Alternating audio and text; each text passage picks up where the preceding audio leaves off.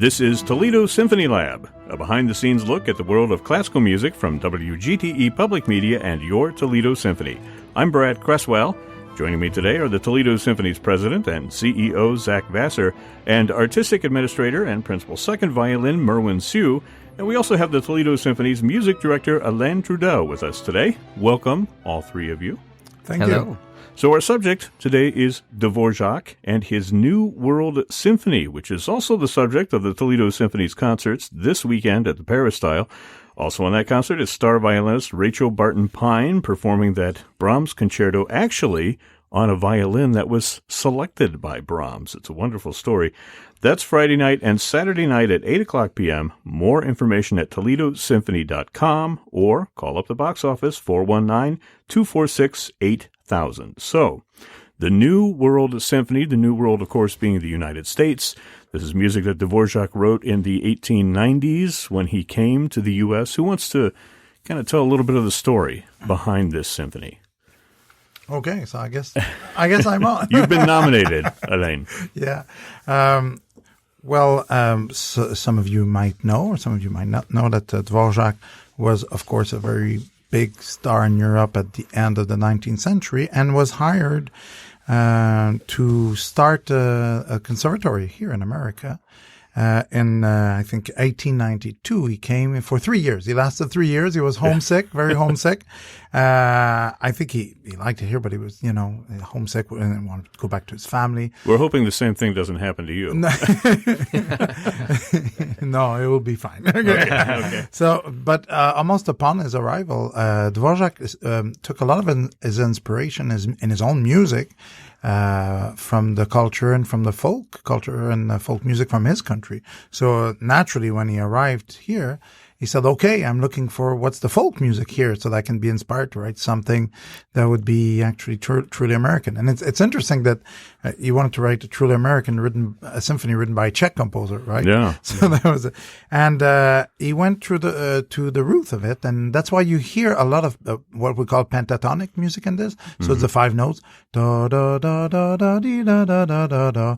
Like, those old Indian American flutes that people would play. Right. It's interesting you mentioned that because that scale shows up in so many places in folk music throughout the world. True.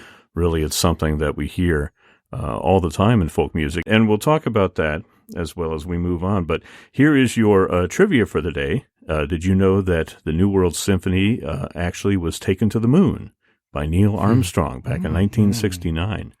So it was the first classical symphony to make its way to the moon. And if you go to YouTube, it's interesting because a lot of people have taken that New World Symphony and paired it with movie footage of the moon landing. But we're not going to have any moon videos at this concert. We are doing the planets in a few months, so we probably need to save our interplanetary footage for that. Right. This just underscores the fact that classical music is out of this world. Yay! Why am I the only one who triggers the soundboard? Had to bring it in.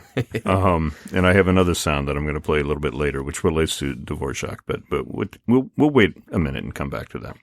So this kind of inspires this whole conversation of what makes American music. We've got Alain Trudel, who is Canadian, so you're kind of looking from the outside in at us, and I'll be interested to hear what you have to say. We have some musical cues here that we're going to listen to, but Merwin, let's start with you because you chose Steve Reich, one of the founders of minimalism back in the 1960s with Terry Riley and other composers like that. So you chose Different Trains, right? I did. I felt one of the things that's very interesting about Different Trains is it's not solely an American piece. There are movements that combine references to the United States with movements that refer directly to seminal events in European history, in this case, the Holocaust. And I thought that, especially when we're discussing kind of American classical music, I felt it was appropriate that there was something that combined references to the United States with references to the European tradition, because I do think that the American classical tradition does have significant roots in that European art tradition, But then, I mean, even the idea of a string quartet, that's an extremely European-centered sort of art form. But then when you hear the sounds that Steve Reich generates, it's simply something that it's entirely new world for me. I mean, this, to me, it sounds quintessentially American. Let's listen to just a little bit of it. This is the Kronos Quartet. From Chicago to New York. From Chicago to New York. From Chicago. From Chicago.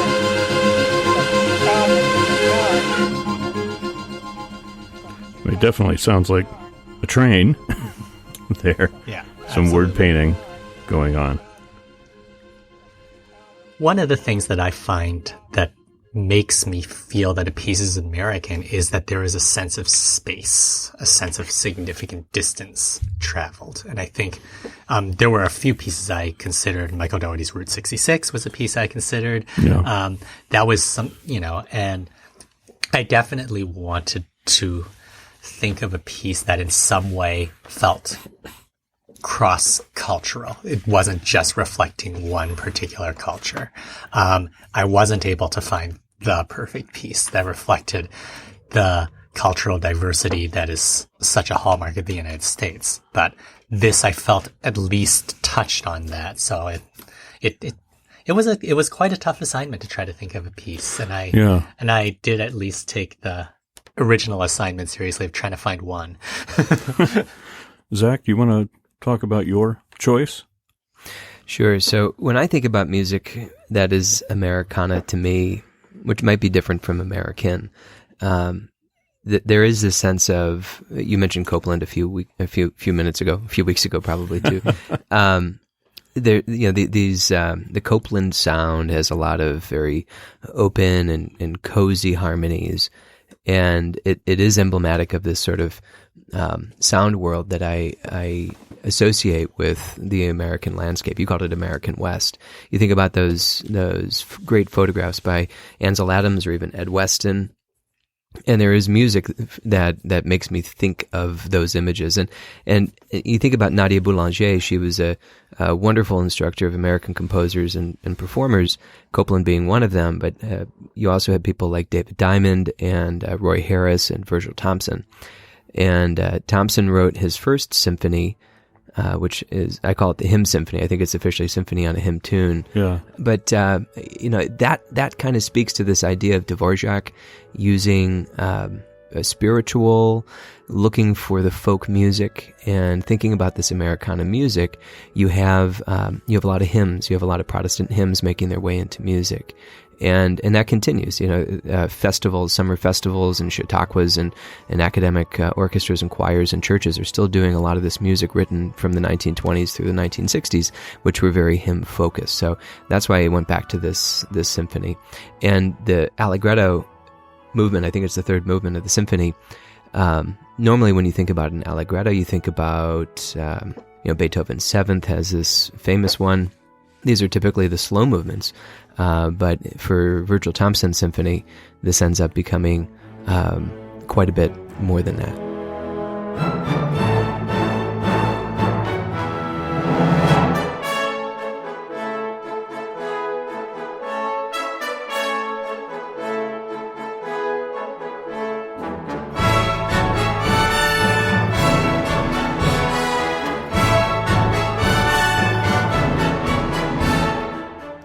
So music of Virgil Thompson there from Zach Vassar. And now we turn to conductor Alain Trudel, who, when I put out the feelers for this project, came back with 4 different excerpts. You said that American music was perhaps complex in the way that you think of it. Well, it's, to me, I mean, again, you said I'm looking outside in, right? From the outside in. Right. And with great admiration, actually, is that the complexity of this, finding liberty and, realizing yourself. It's, and breaking from other tradition and finding your own and having the guts to do it, not relying on other culture, but really taking your own is something that's quite admirable. And for me, it takes a few, I kind of decompose the DNA a little bit in my head to be able to have an answer. Yeah. And it's, and to give you like something that's, remotely intelligent, I have 4 little elements that I want to talk about. First of all, yes, I did put some Copland in it. And what I chose from Copland was Simple Gifts, and not the song, the instrumental version. Exactly for the same reason my colleagues talked about, the sense of space, yes. But for me, it's more a sense of liberty. To take the liberty in the music, all these, before Copland and let's say Debussy and Copland, all those consecutive open fifths. I mean, it's very technical.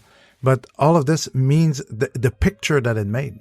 You need to be able to look at, an incredibly open space, open with space, but with opportunity. And it's a great sense of discovery that goes with it. And it's just open, simple song, the confidence of being simple and that's very difficult to do. You have to have great confidence in yourself. So and Copland I have that, like the liberty, the sense of discovery, sense of confidence, and humility in that. Yeah, let's listen just for a moment. This is Simple Gifts.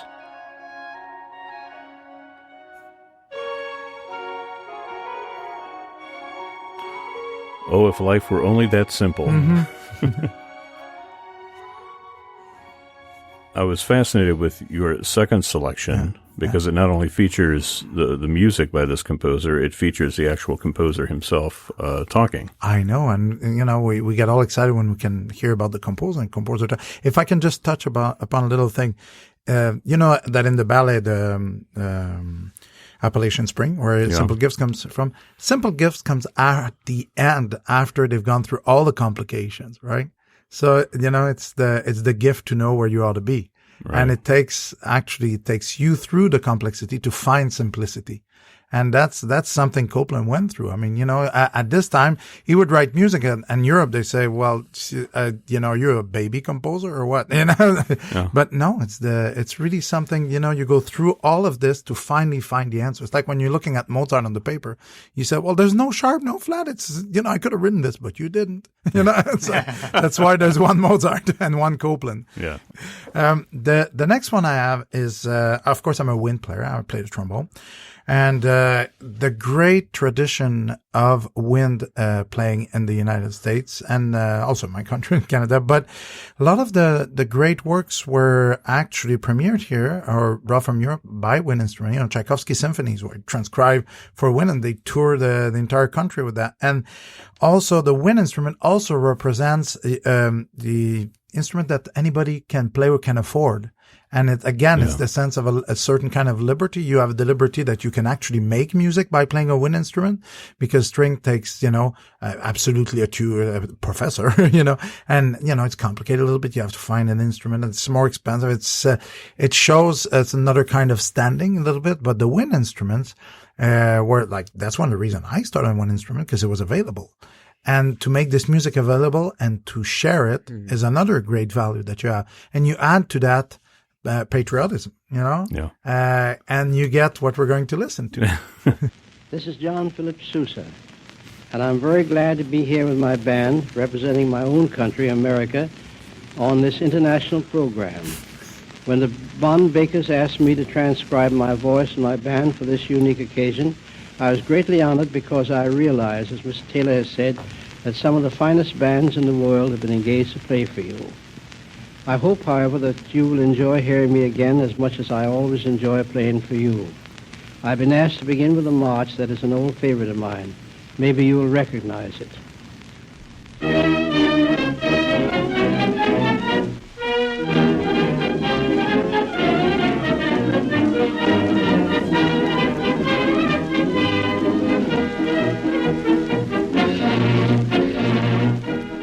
It's a pretty good band, isn't it?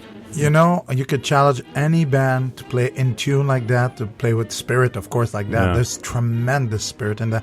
But if when you listen a little bit more, even the low brass, they play the time, the virtuosity, and the discipline I mean, it's this band is made out of people that want to play as a team, that want to play together, and they all share their talent in this. And you have some of the most talented people in there. Like one of my great idols, Arthur Pryor, was the trombone player in that band. I wasn't in it that's 1929, but he wasn't in it anymore by that time. But he was the first recording artist in the United States, making records every week. You know, a great discipline, great organization, at the same time, great spirit. Well, nothing says, American patriotism like John Philip Sousa. It's so interesting to hear his speaking voice. Yes. I don't think I've ever heard it. Yeah, me neither. Yeah, it's very interesting because you hear the humility in it also. Yeah. I know we should never forget that the great heroes are humble people usually. You have your next selection is something entirely different, as Monty Python might say. Why don't you introduce that for us? Well, one of the highest art form that you can have in music is their art songs, right? The lead. And for me, the American songs come from not the classical world, but they come from perhaps the greatest contribution to mankind's culture that anyway, to my opinion, that we have here is jazz. Yeah. And if you take, for example, one of my greatest favorite songs is Around Midnight. And, you hear it begins to tell around midnight, I do pretty well until sundown, supper time and getting sad. I mean, these are real deep world to this sound. And of course, I've put some of my favorite artists in it. Yeah. It's not the vocal part again, but I want to put John Coltrane somewhere because he's one of my favorite musicians. So there's Miles Davis Quintet with John Coltrane. Yeah. Feel free to sing along.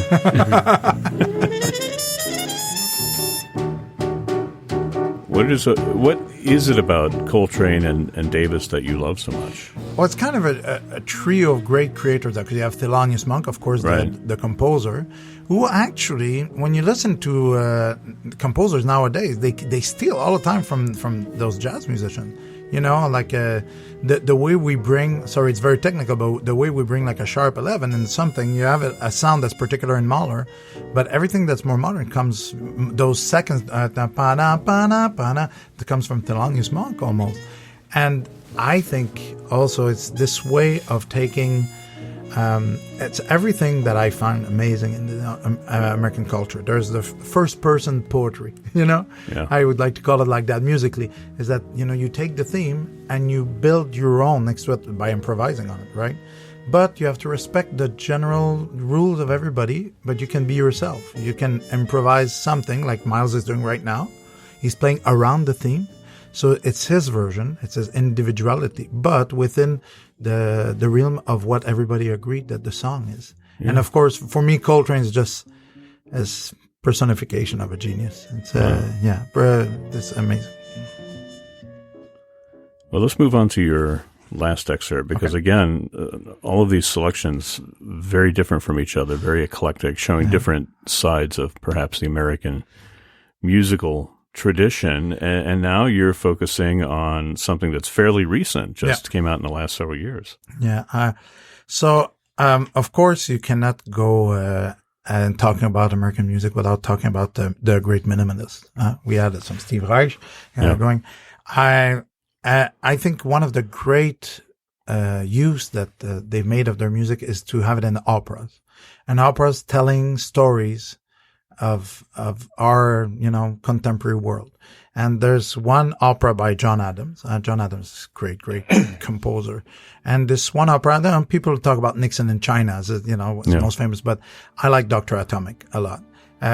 It's very worrisome. It talks about, things that we have to live with, things we have to own, in our cultural and, common history. And also musically, it has this minimalist writing, but with tremendous emotion. That sometimes people just see minimalist as a technique.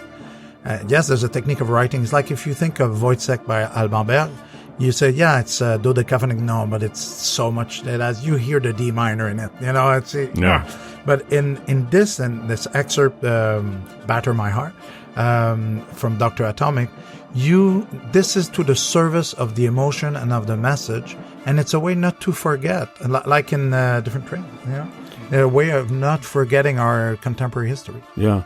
This is the character of J. Robert Oppenheimer. He's quoting one of the holy sonnets of John Donne here, the English poet from the 1600s. We'll listen to just a little bit of it here.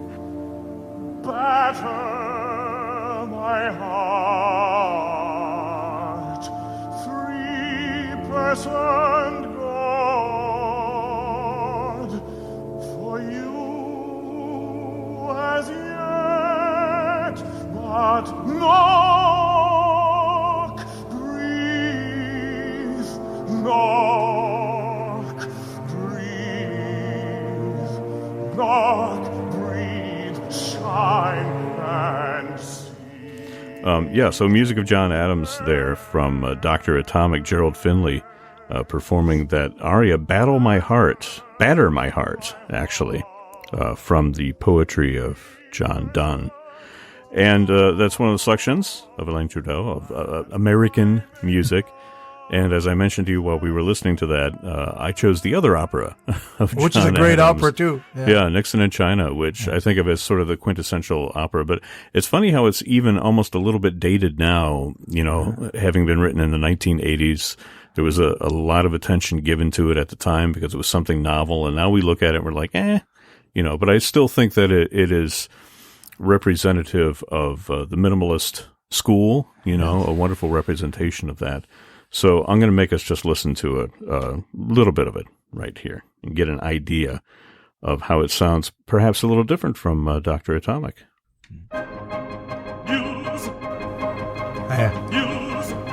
Right? This is Richard Nixon singing.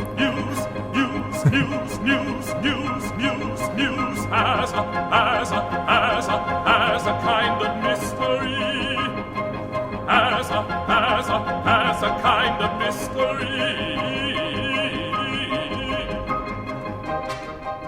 Now people hear that and they hear those ornamentations and they think, oh, that's a little weird, it's a little effective, but it's right square in the tradition of operatic singing.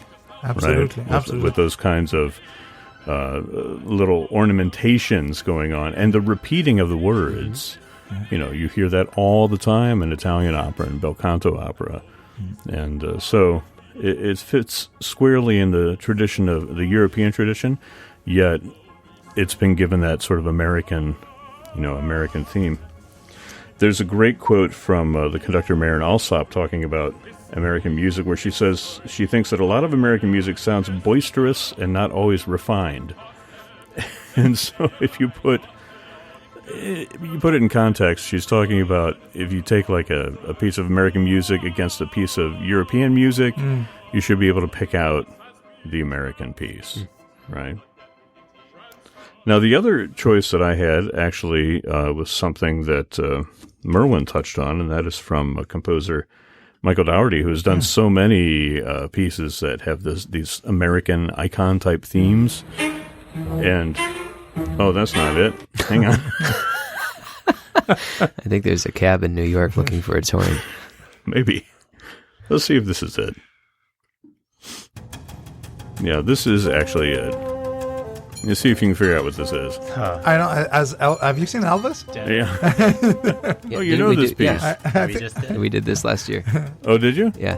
Oh, I'm a promo player. I know it. Little Dead flash Elvis. mob. Yeah. Called Dead Elvis. Yeah. And the bassoonist always dresses up as Elvis. Absolutely. As did our Bassoon. Casey. Yeah. Yeah.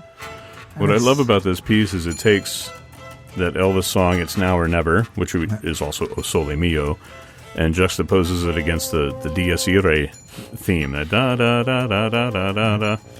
So it becomes, a requiem for Elvis. Yeah. What could be more American than Elvis? So that's my example there, for what it's worth. Baseball, hot dogs, apple pie, and Elvis, right? Yeah.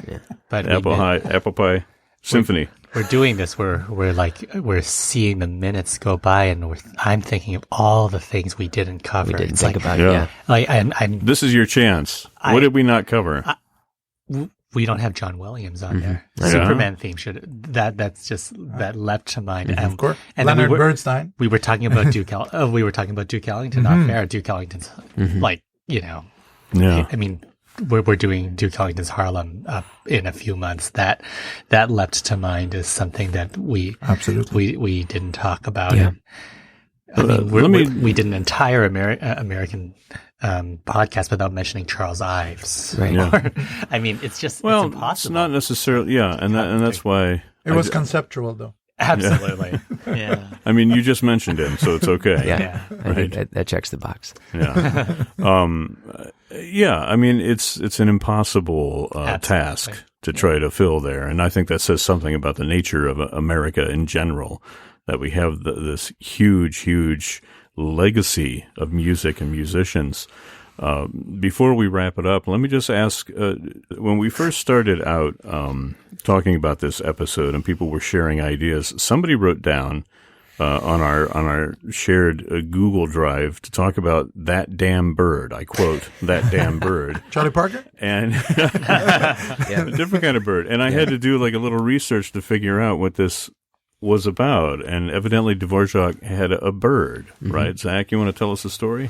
Well, it's funny. This came to me after we did the American Quartet at the end of last season on the Chamber Series, and one of our wonderful supporters and trustees, John Orser, sent me an article about "Damn That Bird." And if I think of the story correctly, and correct me if I'm wrong, is that he had a bird that he would try to either transcribe its whistles, or his whistles would get in his head and disrupt his composition. Yeah. It was something about he heard this bird and it was annoying to him, so he wrote it down in his book, and he later incorporated it into the first violin in his American string quartet. That's a string quartet that he wrote at the same time that he did this New World Symphony. He was out in Spillville, Iowa, in that Czech community there, having a wonderful time. Wrote this thing in 3 days, but he used the warble of that bird, and I can't remember exactly what kind of bird it is. Oh, a scarlet tanager. Yeah. Right? A scarlet tanager. You want to hear what it sounds like? Yeah. I've added it to the soundboard. So tell me if this is annoying or not. Can you combine it with the trombone? I can try.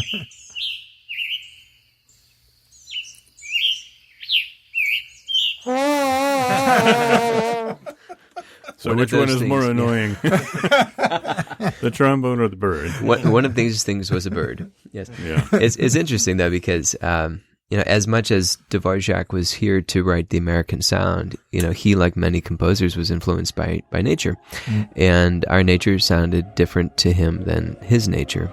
And that also speaks to the unique characteristic, not only of our countryside, but of our physical nature.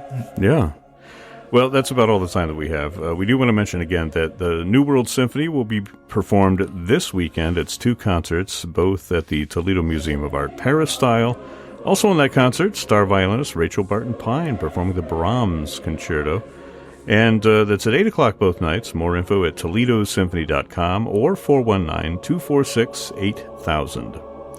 Toledo Symphony Lab is generously underwritten by a gift from the estate of Barbara Garwood and is a production of WGTE Public Media in collaboration with our sponsor, the Toledo Symphony. You can download episodes of this program as a podcast by going to our website at WGTE.org. We're also available on Apple Music. We want to hear from you. Give us a call and leave your comments or your questions at 419-418-0012. We may use your voice in a future episode, so please don't be shy. Give us a call. Again, the number is 419-418-0012. And remember, you can check out all upcoming events at the Toledo Symphony by visiting their website. It's ToledoSymphony.com, and through their various social media outlets, Facebook, Instagram, and Twitter. My thanks to our panelists, Zach Vassar, Merwin Sue, also to Elaine Trudell. And I'm Brad Cresswell. This has been Toledo Symphony Lab. You're on FM 91.